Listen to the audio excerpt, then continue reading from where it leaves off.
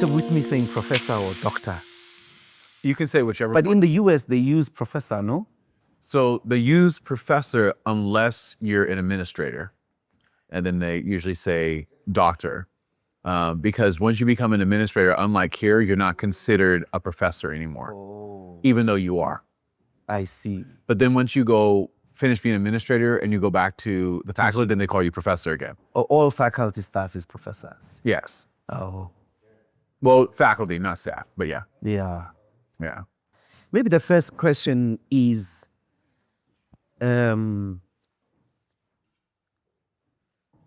Sacramento Yes. and California State University. Your position in South Africa, we call it Vice Chancellor, Principal. I know that principals exist as high school in the US. Yes. Yeah, but here you'd also be a principal of a university. Your visit into South Africa seems to be very intentional. I saw in your delegation, you've got faculty staff, meaning academic staff as well as administrators, but also student leadership. Yes. So you've literally brought a representative of different communities in the university. Yeah. What's your mission? What's your visit about? Our visit is about sharing about Sacramento State and what we're doing, which we believe sets us apart and makes us distinctive, not just in the United States, but within California even. We're prioritizing at our university serving as a safer haven for Black people from a Pan-African lens. So whether you're in Africa, United States, the Caribbean, we want to be the space that people feel that they can come to on the West Coast, where they can be in an environment that's going to prioritize them. Our message here is really around, the importance of education. So obviously we'd love for people to explore Sacramento State, but we really want people to continue in their studies no matter where they are. Because I believe that, education is oftentimes referred to as the great equalizer, but that's really true when you're talking about minoritized populations. A place like Sacramento State, we serve students who are low income, students who are the first in their families to go to college, students of color. And we take pride in that. Like that's our identity. That's our DNA. That's literally the mission statement of our university. And there's not a lot of places in the Western US that can say that. In fact, there's, in terms of a university that has a designation for serving Black people, the United States is large, but the entire Western side of the country and the Midwestern, so one half of the country, there's not a single university that has a designation for serving Black students other than Sacramento State at the undergraduate level. So coming here, it's about telling folks about that. So that's, that's important, but it's also because, we are wanting to have partnerships with the universities here. We, went and met with leadership at UNISA. We met with leadership at MUT, and it has been wonderful hearing about what they're doing here and about some of the challenges they're navigating, but then finding ways in which we can partner, joint degrees, joint research, exchanges of students. And we've even explored, because we have with our Black Honors College, which is a micro university at Sacramento State that's designed to serve students who are interested in learning about Black history, life, and culture. And like, how can we have even opportunities where students are in a virtual classroom environment with students from here, and they're having an opportunity to exchange ideas. I think that's one of the challenges with the world in general right now, is that everyone wants to shoot to this side and everyone wants to shoot to this side. And then we want to, cancel people. And I believe that what we do and what we specialize is trying to bring people together, and we don't have to agree to find the inherent humanity in one another. And I think that that's what we're trying to promote. So in many ways, it's diplomacy, but in an academic sense, where we are trying to represent the best and the best representation of the United States in a time that's dark. And what have you managed outside of the academy to experience in the country, in South Africa? So actually a lot. Yeah. But I had to say that this morning was probably the most powerful. We went to Soweto to look at the memorial for the June 16th student massacre, and to hear how that situation unfolded, where people were advocating for a better education, and the result of that, the incredible violence and loss of life for children. And at the same time, we find so many parallels between what we see here in South Africa in terms of historical context and what we have in the United States. Actually, I would say I've never been to a place where I felt like I could finish the sentence because I had an inherent understanding from a totally different lens. Here, apartheid, but in the United States, it's the mass incarceration of Black people. It's the legacy of slavery. It's the legacy of segregation, miscegenation laws that said that if you were white and you were Black, you couldn't be married. I mean, so there was so many different things that when I look at the parallels, they're very clear. And so part of what this has been about is you can't say that you want to be in partnership with someone, a nation, a university, a community, if you don't understand it. And so part of this has been for me and for our entire team, how can we really spend time learning about the history and culture of South Africa? And I can say, wow, I've learned a lot. It's left an imprint on me that is going to be part of my DNA moving forward. Earlier describing the place of Sacramento State University, you spoke or used the word a safe haven, which seems to me to suggest that there's still a racial transformation project at the center of the U.S. Academy. Maybe for our audiences, because it must be possible that it is not something occasioned by the administration of Trump. Before we go maybe to how that administration intensifies this struggle for the transformation of the U.S. Academy for Black people, people of color. Yeah. Are you able to give it detail, the many ways in which you have had to, on the basis of which you have had to create a safe haven at your university for where Black people can, you said, feel to belong, that they can come and say, here I am safe, I am free to think, I can be Black and be intellectual?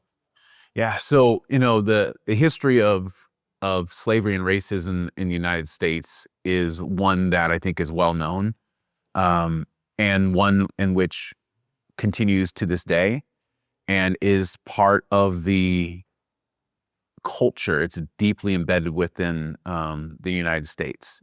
So there was a period of time where Black learners and white learners in the United States were separated.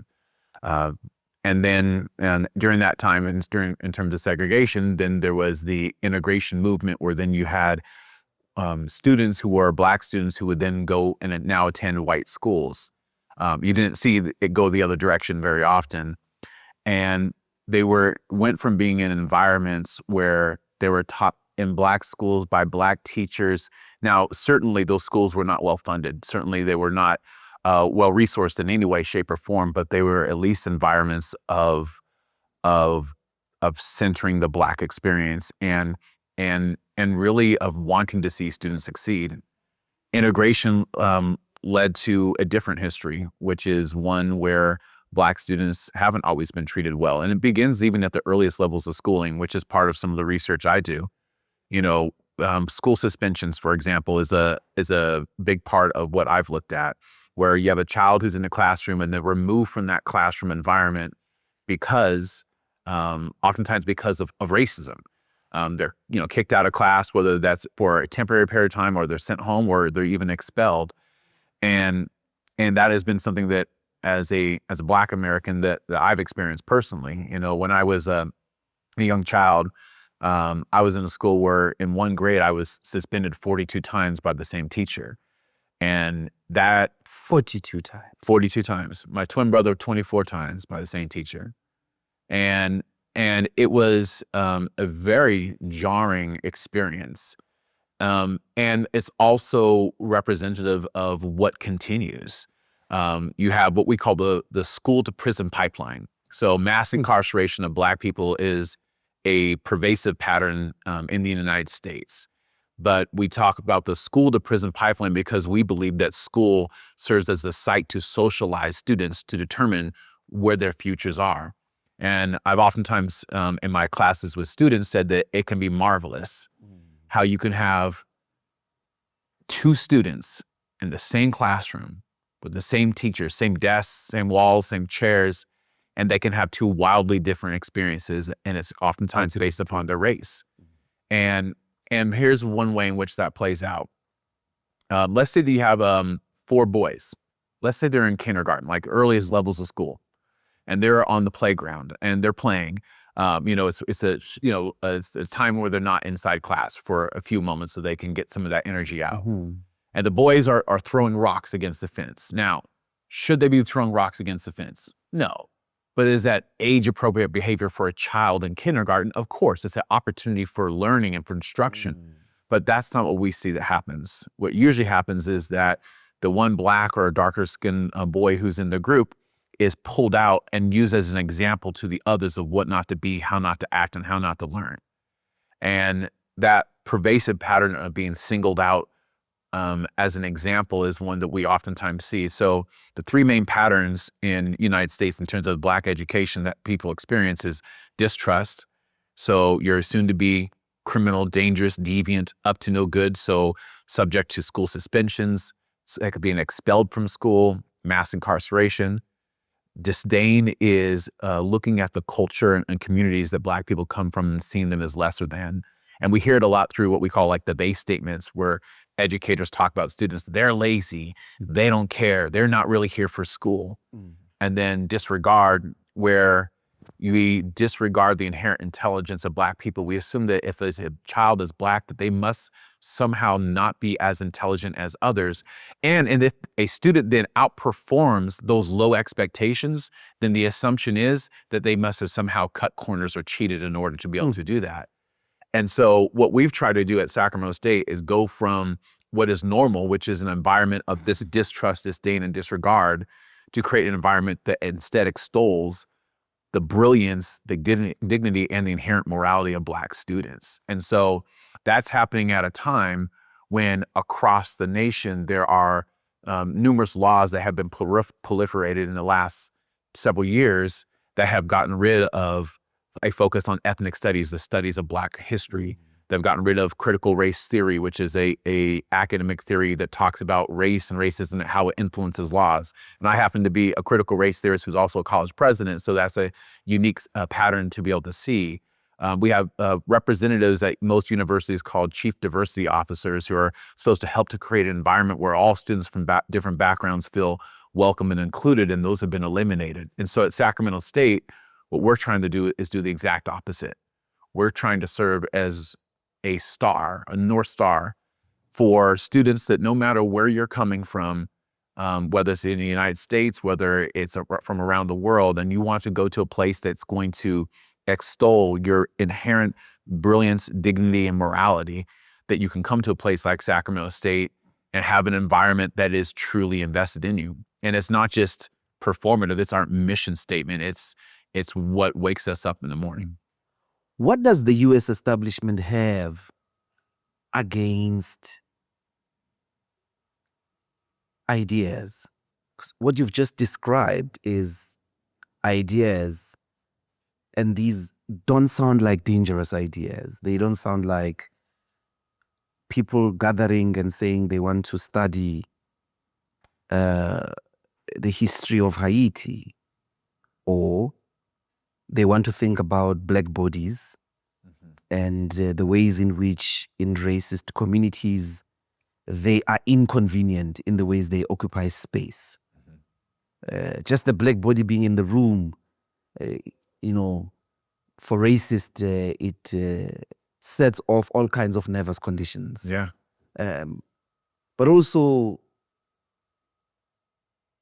why would the establishment in the 21st century be against Black ideas or ideas about Black lives, ideas about African lives in the 21st century? Well, I think it's because we've never really wrestled with our past. We've moved forward, but if you move forward without true context as to how things really occurred, it's very easy to forget. I would say that in our nation right now, there's certainly a battle of ideas that's happening. There are certain people who believe that diversity and inclusion is a weakness. There are people like me who believe that diversity and inclusion is a strength. I don't perceive that the whole nation is on one side or the other. I actually think that we're wrestling with this right now. And California tends to be a place that is really focused on diversity and inclusion because we're a diverse state. Just take Sacramento State. Like, we have 37% of our students are Latinx, meaning their families hail from Mexico. 22% of them are Asian or Pacific Islander. We have the largest population of Black students in the state of California, one of the largest populations of Native American students. And so how we approach things is different than how it might be in other contexts within the United States. But I definitely think that that there's challenges right now that are very hard. But in some ways, for a university, I actually think that 99% of what might be occurring right now may be bad, but here's the 1% that might be good. Before maybe the last couple of years, you would see every single university say we embrace diversity and inclusion. You'd see every university who would put on the front of their websites pictures of Black students and on their brochures pictures of Black students, and would tout their commitment to Black people and then do nothing. And now what you're seeing is those institutions aren't doing that anymore. And so what it's created is an opportunity for, if you're a Black learner, to actually be able to see, this is a university here that supports me, this is one that doesn't, and it separates the wheat from the chaff. And it allows those institutions that are trying to do the right things to be able to serve as beacons of light in a time where there's incredible darkness in terms of policies and practices and leadership broadly defined. I do want to come back to some of the programs you have designed in the university in a much more detailed way to try and create a different experience. But let's go back to the assault on critical Black ideas in the US. It sounds like a dictatorship. You hear of just recently in Tanzania, there's been a national election and they close or shut down the internet so that there is no free circulation of ideas. You hear this about the Chinese, they will ban certain sites, or some other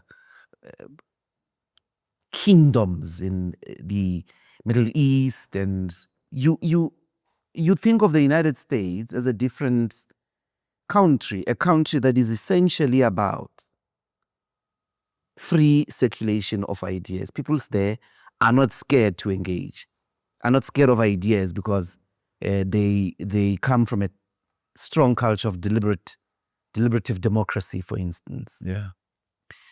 And my question is, we saw huge movements of Black Lives Matter prior to this assault on ideas, up to around George Floyd. In your own work on Black Minds Matter, you explore how Black minds are policed the same way Black men are policed in US streets as people who are presumed guilty until they prove themselves innocent. Take me through, perhaps, is that the condition that would have upset the system? That huge movement. I mean, Black Lives Matter really struck a chord. It became a big international identity. It became a big international movement, drew a lot of international attention.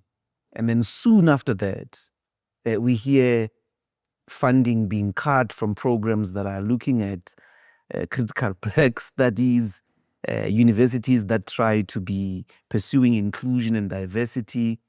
I mean, the administration is openly against them.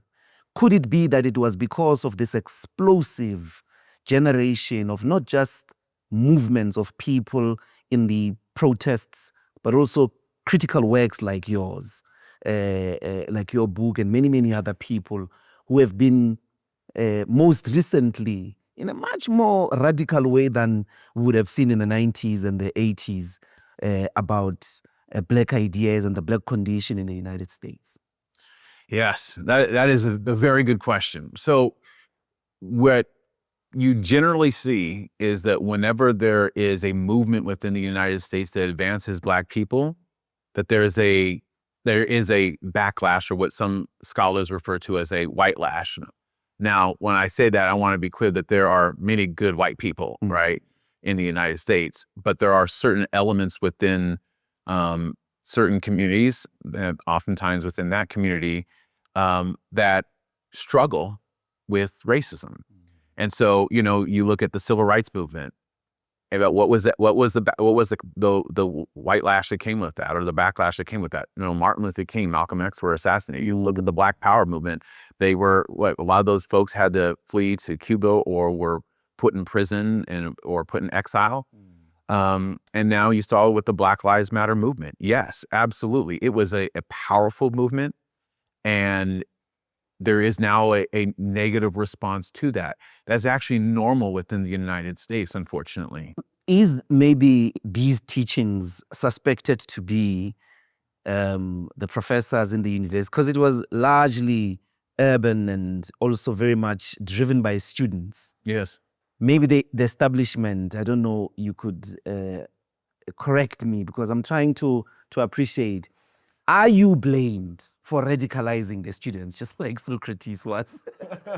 Because, I mean, if I was at Sacramento State, I could have been engaging and being conversed around these ideas. It would have been very easy, Black, white, Latino, or Native American, to have said, in fact, I think this is correct. And then look at my society and realize I'm not included. I'm certainly treated differently, and then join Black Lives Matter or initiate Black Lives Matter. Could it be that critical Black theory, critical Black studies is blamed for the explosion of Black Lives Matter, so it must be shut down? I think that you perfectly stated what occurred, just right there. Because just remember, the Bible says the truth will set you free. So what do you do if people are trying to emancipate themselves? You strike at truth, right? You strike at the history, and you try to reframe history as being different than it was. You strike at ideas that point out problems in society, and you try to first attack the ideas and also then attack the minds who are creating them. And that's why I appreciate your linkage between understanding the relationship between the Black Lives Movement and also the response to it, because I think that this had a direct impact. And yes, universities have always served as a site for student-led activism. I mean, that's how I became who I am today. I was this young student activist, and I saw the university that I'm now president of, and I said to myself, it's not doing what it needs to do for the people.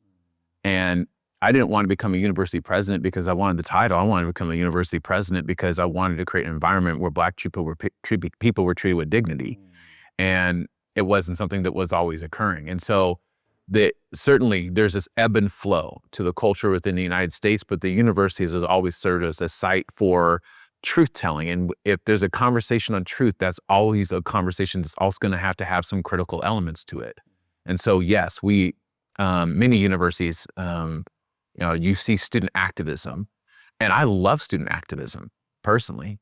When we have students on our campus who protest, I oftentimes will go in and join them. Sometimes they're protesting me, I'll still go and join them because I think it's important for them to know that you don't have to agree with the policy that we put in place, with the practice that we've done. And in fact, you standing up and saying that you don't, I see that as something worthy of honor and respect. But I also think that there are those who are fearful of that response. I want to take three things then about universities. And I think this is certainly the case in some of South Africa's institutions that are trying very hard to keep at white privilege as privileged, spaces of white privileged kids. Yes. One is oftentimes tuition fees serve as a big stumbling block to inclusivity. Yes. If you could take us through what you are doing to circumvent that. Yeah. Because it doesn't matter how brilliant I am.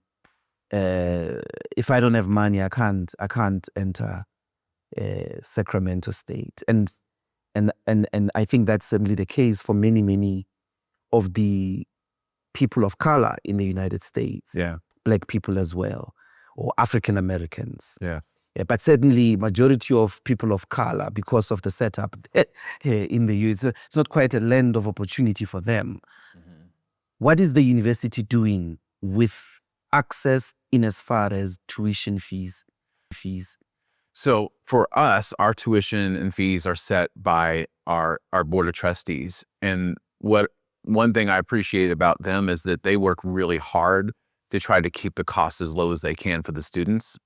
So in addition to that, the state provides aid, the federal government provides aid. And so many of our lower income students don't necessarily have to come out of pocket to pay for their tuition and fees, where the challenge is living, right? You might be able to pay for your books, you might be able to pay for your classes, but where are you going to sleep? Where are you going to get your next meal from, right? And so it's the combination of all those factors that are the true cost of education, right? And we oftentimes just talk about tuition and fees, but like you can't be focused in the classroom if you're hungry. You're not going to do well in your exam if you're sleeping in your car. And so we're trying to address those things. We just opened up a new basic needs center on campus where a student, no matter who you are, no questions asked, come in, you can get diapers for children, you can get food, you can get clothing, you can get emergency housing, you can have crisis counseling, and it's all in one place. So that's one way. The second thing that we've done is around what's called scholarship utilization. So, and this was a challenge that I didn't expect coming into Sacramento State. And it's a unique situation in it. It's a good challenge to have. And that's that we have donors who have given money for scholarships for students, right? Who have a passion to want to see particularly students who are lower income be able to go to college and be able to pay for college.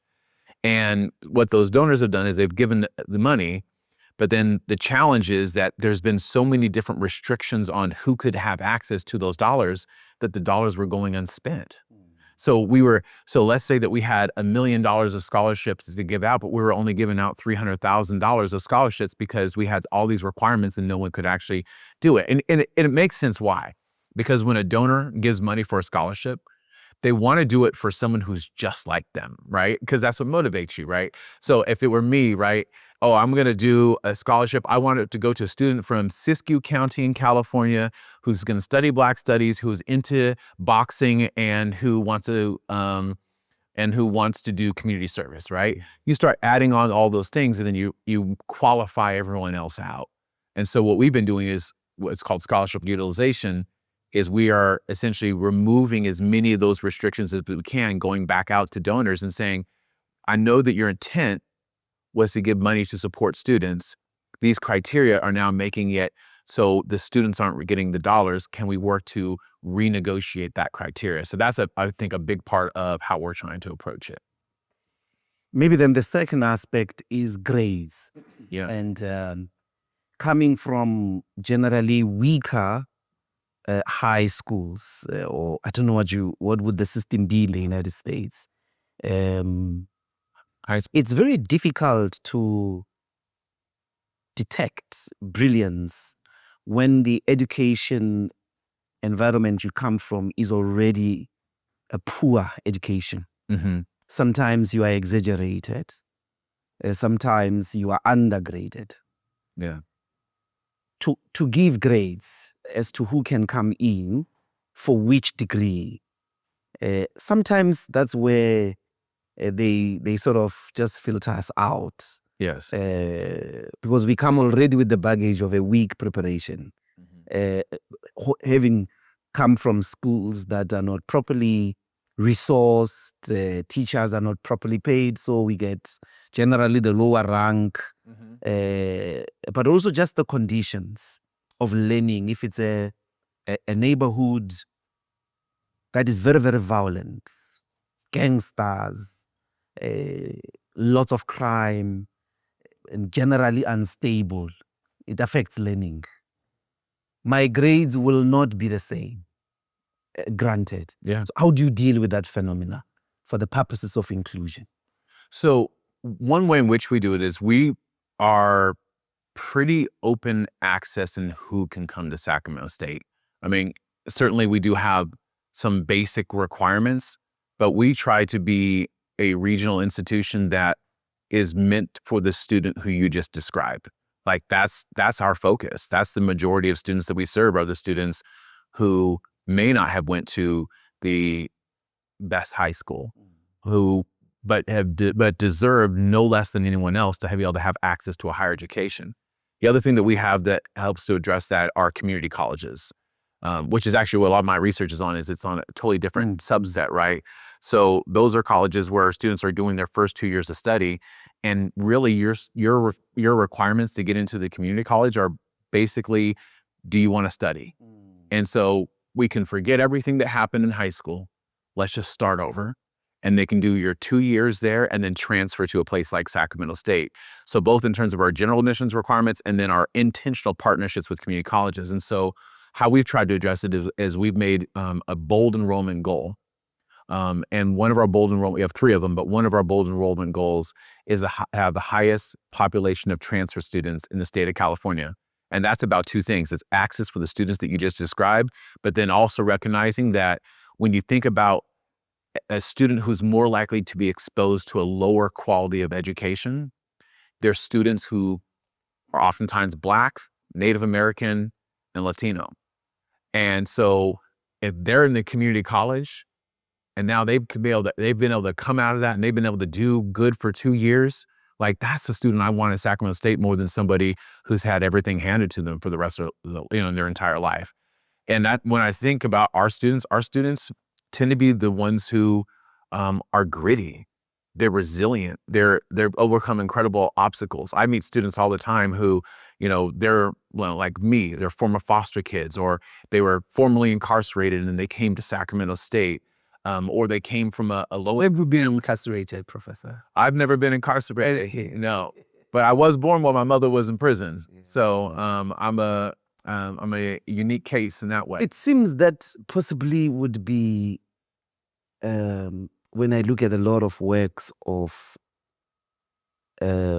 African-American scholars about incarceration essentially having replaced slavery Yes. in the US, that in every family there's somebody in prison or was in prison. Yes. Mother, brother, uncle. Yeah. But you are always growing up with a convicted criminal. Yeah. Was this your case as well? So my case was interesting. So I was born while my biological mother was in prison. She gave birth to me and my twin brother. And then we became what's called wards of the court, meaning we don't have someone who's able to take care of us. So we went into the foster care system. We went to a home that then ended up it was a large foster home that raised over 350 children went to the same home that I went through. And so then I went off to college. Oh no, it was a very unique experience. And then I went off and I was fortunate that I ended up being adopted in that home. My brothers and sisters were all kinds of different backgrounds. We're foster care, Some of us were adopted. Some of us were told guardianship, which is something that kind of falls in the middle. Um, and Just for the purposes of our audience, what is foster care? foster care is essentially an orphanage. Orphanage. Yes. You grew up in an orphanage. Yes. One that had about 14 kids at any general point in time, but over 350 went to the same one. But what separates it out from an orphanage is oftentimes the orphanage is sponsored by like a religious organization, and so is an establishment. Whereas in foster care, it's individual families who say, "I want to do this for other people." So I was fortunate that I happened to go through one that was a very positive experience for me. I went off to college, and then the father who raised me became incarcerated. And so I spent a lot of my time while I was in college visiting him at different prisons throughout the state. And so once we have support to throw support. This leads me to the third aspect. I mean, I don't want to break that flow.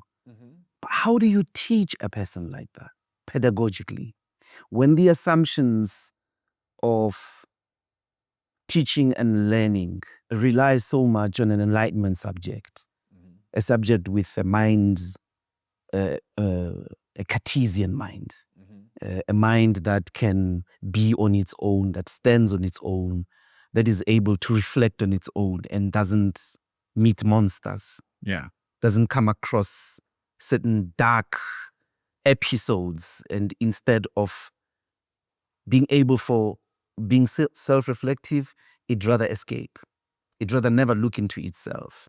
The assumptions of a pedagogical line in the Enlightenment educational project, certainly in the West, and I mean here too, but how do you teach students with that amount of mental violence? I actually think it's very easy to teach those students. I think the challenge is that many people don't want to. And so here's, I'll give you a perfect example. You have a student who comes into your classroom and they come in late, and the faculty member gets upset, kicks them out. Well, maybe that student was late because they rode 3 buses to get there. You have a student who comes into your classroom and their eyes are red, so the faculty member assumes that they're on drugs and reports them. But maybe it's because they were crying in the hallway because their sister was shot. You have a student who comes into the classroom, and you could take that and keep on going, right? Of all the different examples that you have. And I think it really just comes down to you have to just see them as a human being and want to see. But that changes the concept of university, because normally professors, work on a principle of, with the neoliberal organization of the academy, publish or perish. Yeah. Teaching is not in the neoliberal capitalist 21st century model of a university. So are you saying in your institution there is a commitment to teach students in a way that has to be concerned of their personal circumstances? Yes. Where do we get these professors from? Well, we have some amazing professors, and they come from all over. Have you seen? I mean, they all look like those old, white, beards, gray, Oxford, Cambridge, aloof people. They just want to come to the blackboard, say, this is the psalm, take it or leave it. They even say in a classroom, look to your left, look to your right. One of you won't be here next year or in the next semester, and they don't care. It's quite a pedagogical shift, because these are adults as well. The students are in their early 20s or late teens. Yeah. Where do you get these professors? There must then have been a radical process of reacculturation. I think it's certainly reacculturation, but I also think it's how you hire. And I think our faculty do a really good job of hiring other faculty who pride themselves in how many students succeed, not how many students fail. Right? There's a lot of institutions where the philosophy is this bell curve. You should have, a certain percentage of your students who are getting the lowest grade. Most people are in the middle, and a very small number who do well.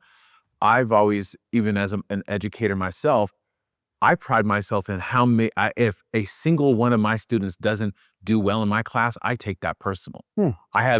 We have a shared or vested interest in their success. Christ, that's very different. Yeah. Is that the idea in the US or at Sacramento? I would actually I've never. Did you hear what you just said? Because professors want to keep the space elite. They want an elite for them is not we've got the most brilliant people. It's the most brilliant people are few. Yeah. Which is madness. But the second thing you said, which I find a culture shock, is people who pride themselves at how many students are passing, as opposed to my course is so tough, only 2 students pass it out of 200. Yeah. That's like it's turning it on its head. Yeah. Yes, it's exactly. I would actually say, so certainly that's Sacramento State. I would say that it's also the system that I'm part of, the California State University system, tends to have faculty members who that's why they want to come.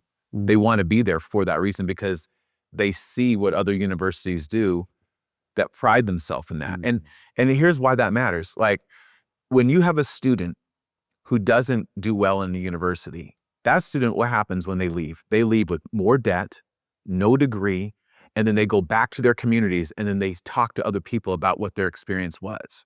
And so when you go to the average neighborhood, they know more students who failed out of college than who passed. They knew more students who had mistreatment in college than who were treated well and with dignity. And so what we're trying to do is to serve the exact opposite of that. And that's why students tend to want to come to a place like Sacramento State, where they're not going to be treated like a number on a sheet, but they're going to be seen as a person, as a community, and as a future. And what are the numbers then at Sacramento? If you to break them down for us, this is not a university where you are studying history only. No. There are hard sciences, which here they get reserved for, in the main, white people. White people do AI. White people do engineering. They do the physics. They do the tough sciences. The rest of you go do professional degrees. Go look for a job. Yeah. Don't cut your teeth in the production belly. Yeah. The idea of we want to produce knowledge. Yeah. Cutting edge knowledge. Take me through the numbers then. Yeah. How many, in terms of inclusivity, how does the university look like across disciplines? So across disciplines, you do still see variation in terms of representation, but I also see that it has changed a lot. So you're right. Your students of color tend to not be in science, technology, engineering, and mathematics, but we're being intentional about wanting to recruit them into those spaces, and then to have faculty members who, if they don't look like them, at least they understand them and they want to support them. And it's one of those things that it's an ongoing battle, because there is a long historical, as we talked about earlier, a historical culture that has not always prioritized Black learners. But a university environment that says, oh, this student's brilliant because they have good grades. You know, the student who's most brilliant to me, the student who has slept in their car for 3 years and walks across that stage at graduation. And if they walk across that stage having earned the bare minimum to get through, that's the student I would rather hire than the student who is in a different. Because everything in their lives worked against them walking that stage. Yes. Yeah. Yeah. So, Professor, are you safe? We're safer. We're in California. We're in the most beautiful state, and I'm not just talking about. But you just came to South Africa. South Africa, many bad things happening in that country. Your president hates us. Trump hates South Africa. I don't even know if he knows South Africa, but he hates this country. He thinks we're eating white people. We are. Imagine that flesh. Yeah. He thinks there's a genocide happening here. He has refused to come to G20. He's sending one of his chaps that thinks equally about us, JD, very young chap, possibly your generation. But my question is, your project is about transformation. Yes. And transformation of what is even at the definition of a university. And nigga, you come to South Africa. Yes. You come to all these niggas. You want to take them to the US. Yes. It is on those grounds that I have to ask you, won't you arrive at California Airport? I don't know if there's a Sacramento Airport. There is one. Yeah. And people from the State Department say, this way, Prof. And arrest you. Yes. So I would say this. Martin Luther King was arrested many times, but that didn't stop him from doing what he thought was right for the people. He promoted peace, and he was arrested for promoting peace. I'm promoting education. The worst thing that could happen to me is to be arrested for promoting what is good and what is right. And we believe firmly that some of the most powerful and brilliant minds in the world are in Africa. And of course, I'm biased when I say that. My wife, her family is from Africa. The dean of our Black Honors College is specifically from South Africa. We have focused on Pan-Africanism. Students who are in California, United States, around the world, the Caribbean, and wanting to be a place that those students can come to. And yes, there's certainly at times a sense of fear of how things will manifest, but we also follow and have continued to follow all of the laws that are established. We have followed every single federal law. We have followed every single state law. We have a law that says that we cannot discriminate. We do not discriminate. A student doesn't succeed at Sacramento State because they're Black. We just don't stop them from succeeding because they're Black. That's the difference. And, there's with all the things that are happening in our country right now, there's certainly a challenges that we're navigating right now. But who would I be when my community comes from a line of people who began their experience in the United States in enslavement to say we shouldn't fight for and advocate for what is right? And what is right is to provide people with education that allows them to transform their lives, transform their communities, and to be able to pass that on to the next generation. Education is power. That's why it's so politicized, right? That's why the experiences that have happened here. That's why education has served as a site for liberation, because it can have that power. It can either liberate you or it can subjugate you. And it can teach you that you're lesser than, or it can empower you to change the world. And so I choose truth. I choose what is good. I choose what is moral. I choose what I believe God would want, and that is to ensure that students are treated in an environment with hope and dignity. I wonder, maybe as the last question, if I could take you back to politics, and what would your advice be to the South African diplomatic community with the souring diplomatic relations, which will definitely affect the cultural exchange that is deserved by academics in the world? Because science is science.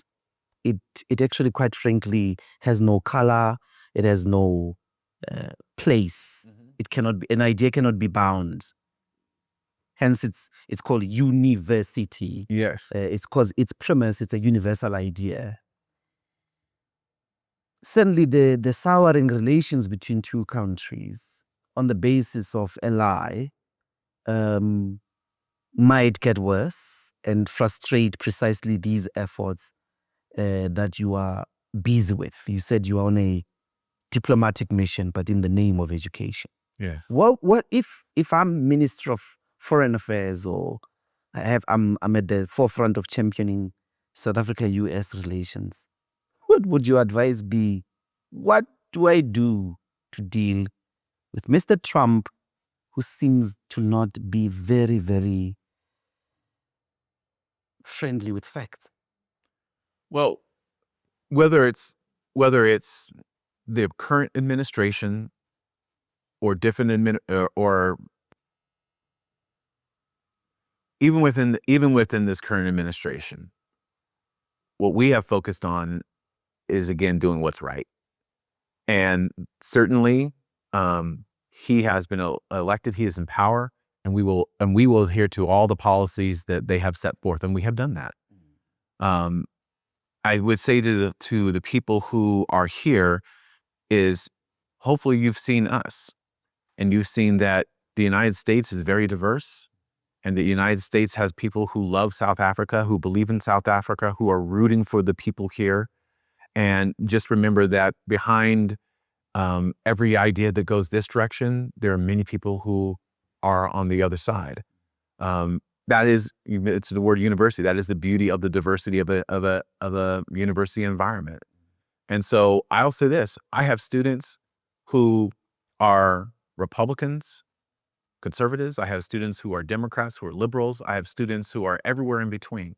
Who are socialists as well. I saw Socialists. The new mayor of New York is a socialist. Yes. Yeah. But you know what? I believe that my job is not to tell them what to believe. My job is to create an environment where they can come to what they believe by exchanging ideas in a safe place.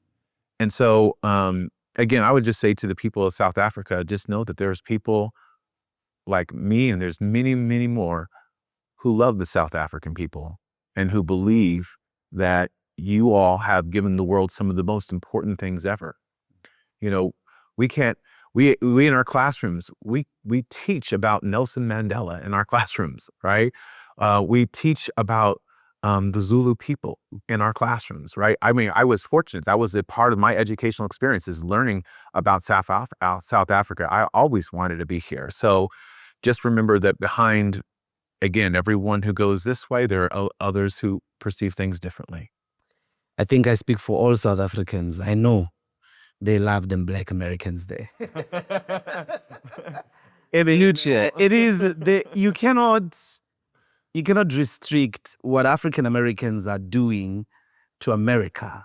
They are feeding the entire universe with some of the most brilliant cultural products. And certainly the rest of the United States community has been important for many, many people's freedoms. Yeah. And our freedom too. University of Columbia, California itself, the student protests in the 1980s are the ones that led Ronald Reagan kicking and screaming to accept that sanctions have to be imposed on apartheid. Yes. So I hope that will come up people to people beyond the states.